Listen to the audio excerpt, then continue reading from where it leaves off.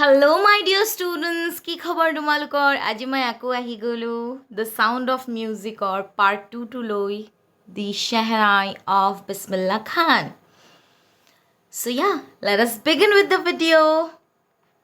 তো এই গল্পটোত আমি উস্তাদ বিছমিল্লা খানৰ বিষয়ে জানিম এণ্ড আমি দেখিম কেনেকৈ তেওঁ শ্বেহনাইক এটা ক্লাছিকেল ষ্টেজ লেভেলত লৈ যায় এটা ইমান হাই ফাই ষ্টেটাছ দিছে চ' ইয়া তো গল্পটো কেনেকৈ ষ্টাৰ্ট হৈ আছে মানে এম্পায়াৰ ঔৰংজেব মোগল এম্পায়াৰৰ যোনটো কিং আছিলে আৰু ঔৰংজেব সেই ঔৰংজেবে মানে কি কৰিছিলে পুংগী বুলি আমাৰ এটা মিউজিকেল ইনষ্ট্ৰুমেণ্ট আছিলে আগতে সেইটো বেন কৰি দিছিলে কিয় জানা বিকজ সেইটোৰ চাউণ্ডটো মানে খুব বেছি নইজ মেকাৰ আছিল অবষ্ট্ৰেপিৰয়াছ আছিল মানে অবষ্ট্ৰেপিৰয়াছ মতলব নইজি খুব বেছি নইজ মেকাৰ আছিলে তো সেইটো দি মানুহৰ মানে মেলোডিয়াছ মিউজিক মানে নাহে উল্টা মানে মাথাৰ বিষ হৈ যায় তো সেইকাৰণে ঔৰংজেবে সেইটো বেন কৰি দিলে আৰু ক'লে যে এতিয়াৰ পৰা এইটো আৰু নচলিব তো একজন বাৰ্বাৰ আছিলে তো সেই বাৰ্বাৰজন একচুৱেলি একজন প্ৰফেশ্যনেল মিউজিচিয়ান ফেমিলিৰ পৰা বিলং কৰিছিলে তো তেওঁ মানে ভাবিলে যে অলপমান যদি কিবা কেৰামতি কৰি পেলাই পুংগীটোক মই কিবা কৰিব পাৰোঁ লেমিচি তো তেওঁ তেতিয়া কি কৰিলে পুংগীটোক মানে ঘৰত লৈ আনি নিজৰ ফালৰ পৰা অকণমান ৰিপেয়াৰিং কৰিলে A barber chose a longer, broader pipe. He made 7 holes, producing sweet sounds.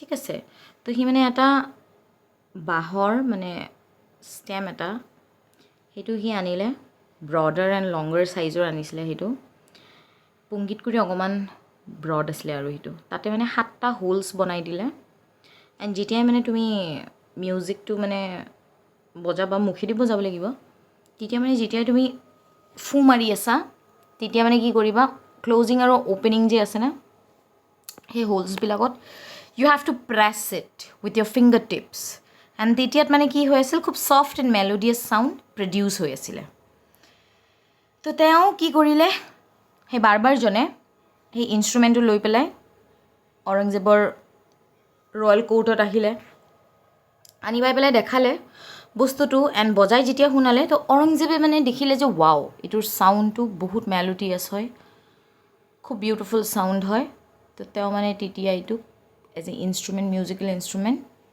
Again মানে ক'লে যে এইটোক মানে আমি ৰাখিম আৰু এণ্ড সি বহুত বেছি ইমপ্ৰেছ হৈ গ'ল তো এতিয়া কথা আহিল যে এইটোৰ নাম কি দিয়া যাব তো ইটোৰ পিছফালে এটা ষ্টৰি কি আছে তো চবচে ফাৰ্ষ্ট টাইম একচুৱেলি এই ইনষ্ট্ৰুমেণ্টটো শ্বাহ চেম্বাৰত বজোৱা হৈছিলে তো তাৰে পৰা আহিলে শ্বাহ ৱৰ্ডটো এণ্ড যিহেতুকে একজন বাৰ্বাৰে বনাইছে বাৰ্বাৰক আমি হিন্দীত নাই বুলি কওঁ তো শ্বাহ আৰু নাই ইজ ইকুৱেল টু শ্বেহনাই হৈ গ'ল তো পুংগীৰ টুৰ এটা মেক অ'ভাৰ ভাৰ্জন হৈছে শ্বেহনাই তো তাৰপিছতে শ্বেহনাইটো মানে এটা অস্পিচিয়াছ মিউজিকেল ইনষ্ট্ৰুমেণ্ট হিচাপে মানে কনচিডাৰ কৰি দিয়া হ'ল অস্পিচিয়াছ মানে কি জানা যেতিয়া মানে কিবা এটা বস্তু বহুত গুড ফৰ্চুন আনে promising two bring good Fortune মানে তোমাৰ কাৰণে খুব মংগলময়ী আৰু তো সেইটো তোমাৰ টেম্পলছবিলাকত বহুত বুজোৱা হ'ল এণ্ড আমাৰ যিমান নৰ্থ ইণ্ডিয়ান ৱেডিংছ আছে আৰু আজিৰ ডেটতো আমাৰ বিয়াবিলাকত শ্বেহনাই বজাই আমি দেখা পাওঁৱে তো পাছ টাইমত শ্বেহনাইটো মানে নবতৰো এটা পাৰ্ট আছিলে নবত মতলব কি জানা এই যে ৰয়েল কোৰ্টছবিলাক যে থাকে ন তাতে মানে 9টা তোমাৰ খুব স্পেচিয়েল ইনষ্ট্ৰুমেণ্ট ৰাখে আৰু তো সেই তাৰে এটা শ্বেহনাইও আছিলে সিও মানে ৰয়েল কোৰ্টছবিলাকৰ ৰজাবিলাকৰ তাতে শ্বেহনাইটো মানে এই 9টা ইনষ্ট্ৰুমেণ্টৰ ভিতৰত এটা সিটোও হয় আৰু that's why it is said to be a part of নবত যোনটো মানে শ্বেহনাই আছে ন এইটো ৰয়েল কোৰ্টছবিলাকত টেম্পলছবিলাকত আৰু ৱেডিংছবিলাকতে মানে বেছি বাজা হ'ল আৰু যিমান দিনলৈকে উস্তাদ বিছমিল্লা খানে এই ইনষ্ট্ৰুমেণ্টটো ক্লাছিকেল ষ্টেজৰলৈকে লৈ যোৱা নাছিলে তো ইয়াৰে পৰা এতিয়া ষ্টাৰ্ট হ'ব উস্তাদ বিছমিল্লা খানৰ গল্প কেনেকৈ তেওঁ শ্বেহনাইটোক ইমান ডাঙৰ এটা ষ্টেজ লেভেলত লৈ গ'লে বিছমিল্লা খানৰ বয়স যেতিয়া 5 বছৰ আছিলে তো তেওঁ ডুমৰাও বুলি এটা জাগা আছে বিহাৰত, তাৰে পুখুৰীৰ পাৰবিলাকত গিল্লি ডাণ্ডা খেলি ডাঙৰ হৈছে। এণ্ড তাতে এটা বিহাৰীজী টেম্পল বুলি আছে, তাতে যাই পেলাই ভোজপুৰি দি চাইতা বুলি এটা ভোজপুৰি গান বা প্ৰেয়াৰ গাইছিলে। এণ্ড যেতিয়া সেই গানটো খোৱা হয়, সেই মন্দিৰৰ যোনটো পণ্ডিতজী আছিলে, সেই পণ্ডিতজীয়ে তাক এটা ডাঙৰ চাই লাড্ডু দিছিলে 1.25 কিলোৰ, আৰু সেইটো পাই সি বহুত হেপ্পী হৈ গৈছিলে। তো এইবিলাক হৈছে তেখেতৰ পাষ্ট ষ্টৰি 80 years ago, যেতিয়া তেওঁ এটা লিটল বয় আছিলে। বাট এই লিটল বয়টোৱে এটা টাইমত আমাৰ ইণ্ডিয়াৰ চবতছে হায়েষ্ট চিভিলিয়ান এৱাৰ্ড যোনটো হয় ভাৰত ৰত্ন পাইছিলে। তো বিছমিল্লা খানৰ জন্ম হৈছিলে 21 মাৰ্চ 1916। এণ্ড তেওঁ এটা ৱেল ন'ন মিউজিচিয়ান ফেমিলিৰ পৰাই বিলং কৰিছিলে। তেখেতৰ গ্ৰেণ্ডফাদাৰৰ নাম আছিলে ৰচুল বক্স খান। এণ্ড তেখেতো শ্বেহেনায়ে বজাইছিলে ভোজপুৰৰ কিঙৰ কোৰ্টত। বিছমিল্লাৰ বাপেকৰ নাম আছিলে পেগম্বৰ বক্স। তো বিছমিল্লাৰ যোনটো পেটাৰ্নেল ছাইড আছে আৰু গোটেই এনচেষ্টৰবিলাক চবেই গ্ৰেট শ্বেহেনাই প্লেয়াৰ্ছ আছিলে। আৰু পেটাৰ্নেল ফেমিলি বাপেকৰ ফেমিলিক কয়, এণ্ড মেটাৰ্নেল মাৰ ফেমিলিক কয়। তো বিছমিল্লা যেতিয়া বহুত সৰু আছিলে, একদম য়াং এজত, মাকে যেতিয়া ঘৰত লৈ যায়, মোমাকৰ ঘৰ আছিলে বানাৰস, যোনটো আজিৰ ডেটত বাৰাণসী। তো সি তাৰ আংকলক দেখে শ্বেহেনাই বজোৱা, এণ্ড সি খুব ফেচিনেট হৈ যায় দেখি। তেখেতৰ আংকলৰ নাম আছিলে আলী বক্স। তো আলী বক্স যোনটো বিষ্ণু মন্দিৰ আছে বানাৰসত, সেই বানাৰসৰ বিষ্ণু মন্দিৰত তাতে বজাইছিলে শ্বেহেনাই। এণ্ড ভাঞ্জাক লগত লৈ যায় আৰু। তো সি বিছমিল্লাই ঘণ্টাৰ পৰ ঘণ্টা তাৰ মামাকক চাই থাকে, কেনেকৈ বজায়, কেনেকৈ প্ৰেক্টিছ কৰে। তো মোমায়েকেও দেখিলে যে বিছমিল্লাৰ ভিতৰত আছে সেই পটেনচিয়েলটো। তো মোমায়েকে তাক লাহে লাহে ট্ৰেইনিং দিয়া শুৰু কৰিলে আৰু। এণ্ড তাৰ পাছতে বিছমিল্লাক লৈ পেলাই তেওঁ কি কৰিছিলে, বালাজী টেম্পল, মংগলা মাইয়া ৰিভাৰ, গংগা নদীৰ পাৰত বহি পেলাই শিকাইছিলে, প্ৰেক্টিছ কৰিছিলে। এণ্ড একচুৱেলি যেতিয়া মিউজিক প্ৰেক্টিছ কৰে চাবচোন, চলিটিউড অকেলাপনটো খুব বেছি ভাল লাগে। তো তেখেতেও লোনলিনেছটো ভাল পাইছিলে, গংগা ঘাটৰ ওচৰত প্ৰেক্টিছ কৰিছিলে। এণ্ড বিছমিল্লা তেখেতৰ আংকলৰ লগত থাকি শিকি বহুত পাকৈত হৈ গ'ল আৰু। যেতিয়া বিছমিল্লাৰ বয়স 14 হ'ল, 14 হোৱাৰ পাছতে যোনটো তেখেতৰ আংকল আছে, আংকলৰ লগত ইলাহাবাদ মিউজিক কনফাৰেঞ্চত আহে, য'ত সি তাৰ মামাকৰ লগত পাৰফৰ্মেঞ্চ দিয়ে আৰু। এণ্ড তেখেতৰ পাৰফৰ্মেঞ্চ দেখি উস্তাদ ফেজ খান বুলি একজন ফেমাছ ছিংগাৰ আছিলে আৰু, তেওঁ ক'লে যে ই একদিন বহুত আগত যাব আৰু ইয়াৰ বহুত পটেনচিয়েল আছে। এণ্ড বিছমিল্লা খানে নিজৰ লাইফত বহুত ডাঙৰ ব্ৰেক, যেতিয়া অল ইণ্ডিয়া ৰেডিঅ' 1938ত লক্ষ্ণৌত অ'পেনিং হয়, তেওঁ তাতে শ্বেহেনাই প্লে' কৰে। এণ্ড সিটো ইমানেই বেছি ভাইৰেল হৈ যায়, গোটেই ৰেডিঅ' ষ্টেচনত ব্লকবাষ্টাৰ হৈ যায়, মানুহে ইমানেই বেছি শুনে আৰু। এণ্ড বিছমিল্লা খান তেতিয়ালৈকে বহুত ফেমাছ হৈ যায়, বহুত নাম গেইন কৰি লয় আৰু।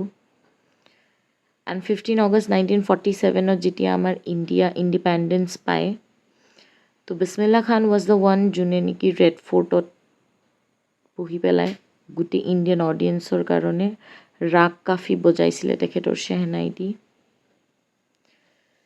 তো বিছমিল্লা খানক আফগানিস্তানতো মাতিছিলে, তেখেতৰ ফাৰ্ষ্ট এব্ৰড জাৰ্ণি আছিলে আফগানিস্তানত। আফগানিস্তানৰ যোনটো কিং আছিলে জাহিৰ শ্বাহ, তেখেতে মাতিছিলে তাতে পাৰফৰ্মেঞ্চ কৰিবৰ কাৰণে। তো যেতিয়া কিঙে শুনিলে বিছমিল্লাৰ শ্বেহেনাই বজোৱা, সেইটো একদম ফিদা হৈ গ'ল আৰু। এণ্ড সেই ফূৰ্তিতে তেখেতে মানে বহুত প্ৰিচিয়াছ প্ৰাইচলেছ গিফ্টছ দিলে, Persian carpets and many memorable things দিলে আৰু বহুত ভেৰাইটিজ বস্তু দিছে তেখেতক। আনকি ফিল্ম ডিৰেক্টৰ বিজয় ভাট, তেখেতো বিছমিল্লা খানৰ শ্বেহনাই বজোৱা শুনি পেলাই ইমানেই বেছি ফেচিনেটেড হৈ যায়, ইমপ্ৰেছ হৈ যায় যে তেওঁতো এটা ফিল্মে বনায় যোনটোৰ নামেই দিয়ে গুঞ্জুঠি শ্বেহনাই। এণ্ড বিছমিল্লাই সিখন ফিল্মত নিজৰ কম্প'জিশ্যনো দিয়ে, দিল কা খিলৌনা হে টুট গয়া, আৰু এইটো মানে এটা চাৰ্ট বাষ্টাৰ হৈ যায়, খুব বেছি হিট হৈ যায়। তাৰপাছতে বিছমিল্লাই বিক্ৰম শ্ৰীনিবাসৰ লগত কানাডা ভেঞ্চাৰতো কাম কৰে এণ্ড তাতেও এটা তেওঁ গান দিয়ে, সেইটো আছিলে সনাধি আপন্না। বাট বিছমিল্লা বলিউড ইণ্ডাষ্ট্ৰিটো এই গ্লেমাৰাছ লাইফটো ফিল্ম ৱৰ্ল্ডটো ইমান এটা পচন্দ নকৰে, তো তেওঁ মানে কুইট কৰি দিয়ে। বেছি তেখেতে নিজৰ ফালৰ পৰা মানে গান নিদিয়ে আৰু বলিউডক।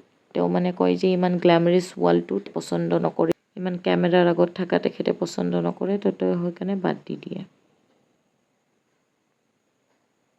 বিছমিল্লা খানে লাইফত বহুত প্ৰেষ্টিজিয়াছ এৱাৰ্ডছ পাইছে এণ্ড লগতে তেওঁ অকল ইণ্ডিয়াতে নহয়, ইণ্ডিয়াৰ বাহিৰতো বহুত নাম কামাইছে।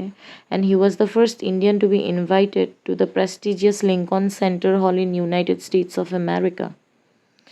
ইভেন কি তেওঁ ৱৰ্ল্ড এক্সপ'জিশ্যন ইন মণ্ট্ৰিয়েল তাতেও যায়, কানছ ফেষ্টিভেল যোনটো আছে কানছ ফেষ্টিভেলতো তেওঁ যায়, ওচাকা ট্ৰেড ফেয়াৰ, তো ইমান জেগাত মানে তেখেতে শ্বেহনাইটোক ইণ্ট্ৰডিউচ কৰাই এটা মানে গ্ল'বেল ইণ্টাৰনেশ্যনেল লেভেলত লৈ যাই পেলাই। ইভেন কি বিছমিল্লাৰ নামত তেহেৰাণত এটা অডিটৰিয়ামে আছে যোনটোৰ নাম হৈছে থেহেৰ মৌছিকী উস্তাদ বিছমিল্লা খান। বিছমিল্লা খানে ইমান এৱাৰ্ডছ পায়, লাইক পদ্মশ্ৰী, পদ্মভূষণ, পদ্মবিভূষণ আৰু ভাৰত ৰত্নটো পায়ে, মইতো ক'লোৱে। সেইটো 2001ত তেখেতে এই এৱাৰ্ডটো পায়, ভাৰত ৰত্ন এৱাৰ্ডটো। তো তেখেতে মিউজিকটো শ্বেহনাইটো ইমান এটা নেক্সট লেভেললৈকে লৈ যাই পেলাই ফেমাছ কৰি দিয়ে যোনটো মানে মানুহ কল্পনাও কৰা নাছিলে আৰু। তো বিছমিল্লাক চবে মৰমতে খান চাহাব বুলিও মাতে। তো খান চাহাবক মানে বাহিৰতো মাতে আৰু এণ্ড ল'ৰা ছোৱালী তেখেতৰ পৰা বহুত শিকে, ইণ্ডিয়াৰে নহয় কিয় বাহিৰৰো। তো তেওঁ মানে বাহিৰতো তেখেতক লৈ যায় আৰু। তো USA তেখেতে যায় যেতিয়া, তাৰেতো এটা ষ্টুডেণ্টে বিছমিল্লাক কয় যে ছাৰ আপুনি ইয়াতে গুচি আহক, একেবাৰৰ কাৰণে ইয়াতে থাকি যাওক, এণ্ড মই আপোনাৰ কাৰণে গোটেই ৰেপ্লিকা বনাই দিম আৰু ইণ্ডিয়াক মিছ নকৰে, মই যিমান পাৰোঁ চেষ্টা কৰিম তাৰে এটমছফিয়াৰটো ৰেপ্লিকেট কৰাৰ। তেতিয়া মানে বিছমিল্লাই কয় যে তুমি চব বাৰু ৰেপ্লিকেট কৰিব পাৰিবা, বাট তুমি মোৰ গংগা নদীটো কি ৰেপ্লিকেট কৰিব পাৰিবা? মোৰ সেই মাটিৰ গোন্ধটো, মোৰ সেই হিন্দুস্তানৰ স্মেলটো, মোৰ সেই প্ৰেম, মোৰ সেই বানাৰসৰ গোটেই মোৰ ঘাটবিলাক, মোৰ ডুমৰাও, এইবিলাকতো তোমালোকে ইয়াতে আনি দিব নোৱাৰিবা। তো তেখেতে মানে নিজৰ জেগাৰ লগত ইমানেই বেছি কানেক্টেড থাকে, চ' ডাউন টু আৰ্থ থাকে যে তেওঁ ইমান ডাঙৰ ডাঙৰ অফাৰ পাই পেলাইও তেওঁ মানে নিজৰ কাণ্ট্ৰি এৰি ফৰেইন কাণ্ট্ৰিত নাযায়। ইভেন কি যেতিয়া পাৰ্টিশ্যনো হৈছিলে, ইণ্ডিয়া পাকিস্তানৰ পাৰ্টিশ্যনৰ টাইমত, শেখৰ গুপ্তা বুলি একজন আছিলে, শেখৰ তেখেতক মানে কৈছিলে বিছমিল্লাক যে তুমি কি পাকিস্তান নোযোৱা? তো তেতিয়া বিছমিল্লাই কৈছে যে মই আৰু মোৰ ইণ্ডিয়া, মোৰ বানাৰস এৰি যামনে? হ'বই নোৱাৰে, এইটো পচিবলে নহয়। বাট তেখেতে একবাৰ মানে পাকিস্তানত গৈছে আৰু লাইফত একবাৰ গৈছে, বাট অনলি 1 আৱাৰৰ কাৰণে গৈছে। এণ্ড তাতে যাই পেলাই এটা মানে মজাকিয়া বদমাচি কৰিছে কি, যিমান পাকিস্তানীজবিলাক আছে চবকে তাতে যাই পেলাই নমস্কাৰ কৈছে এণ্ড গোটেই ইণ্ডিয়ানছবিলাকক আসসালামু আলাইকুম কৈছে আৰু। এণ্ড কৈ পেলাই তেখেতে নিজে খুব মজা লৈছে আৰু ফিৰকি লৈছে। তো বিছমিল্লা খান এটা পাৰফেক্ট এক্সাম্পল হয় of the rich cultural heritage of India. তো তেখেতে হ'ব পাৰে এটা মুছলমান, বাট ষ্টিল তেখেতে মিউজিকটো নিজৰ লাইফত লৈছে। তেওঁ মুছলিম হৈ পেলাইও নিজৰ ৰুল ৰেগুলেশ্যন ফ'ল' কৰি পেলাইও এটা মানে শ্বেহনাই প্লেয়াৰ হৈছে এণ্ড কাশী বিশ্বনাথ টেম্পলত এভৰি মৰ্ণিং গৈ প্ৰেক্টিছ কৰিছে। Ustad Bismillah Khan 21 August 2006 at the age of 90 তেখেতে ঢুকায়। তেখেতৰ বহুত প্ৰলং ইলনেছ হৈ থাকে, বহুত দিনৰ পৰা বেমাৰ হৈ থাকে। এণ্ড তেখেতৰ মানে ফিউনাৰেলটো গোটেই আমাৰ ইণ্ডিয়ান গভৰ্ণমেণ্টে ডাঙৰকৈ পাতে। এণ্ড সিদিনাখন এটা মানে ষ্টেট ফিউনাৰেল ৰাখে, ওৱান ডে গোটেই নেশ্যনেল মৰ্ণিং থাকে আৰু তেখেতৰ কাৰণে। সেইটো মানে এক প্ৰকাৰৰ আমাৰ ফালৰ পৰা এটা ট্ৰিবিউট, এটা হলিষ্টিক এপ্ৰ'চ তেখেতৰ প্ৰতি। চ' ইয়া দিছ ফুল চেপ্টাৰ অফ উস্তাদ বিছমিল্লা খান, যাৰ বিষয়ে আজি আমি শিকিলোঁ, জানিলোঁ। আই হোপ তোমালোকে চবে বুজি পাইছা। Thank you so' much.